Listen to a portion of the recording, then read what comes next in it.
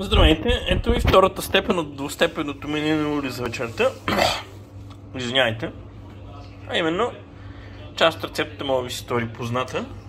Прави сте. Това са доматки, лук на ситно, вкусени с оцет и олио. Направо гениално, как не се бях сетил юни, а това е пилешката пържолка.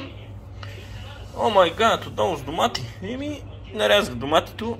Какво да ви кажа, трябва да се ядат. Вчера ги нарязах, днес са преседели един ден в хладилника. Ако искате ги фърлите, ги аз предпочитам да ям. Та, един-два съвета, след като направите кочината, ето тук, си измийте същата вечер, иначе ще се псувате. Другия съвет е, когато готвите такива месеце, може да ги режете по средата, да видите дали е готово. Аз в случая мисля, че съм почти сигурен, че е готово.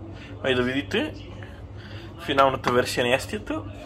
И когато готвите с такъв тиган във фурна, не пипайте така, защото има албал. И това е да излезете, аз отивам да хапна колкото мога.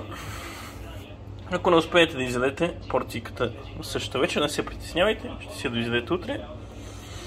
Ако не, ще дадете на жена ви, кокошката или прасето или детето, на който пожелаете. Ако не, ще я фърлите. Ако не, каквото искате правете, все пак това си е вашата пържола.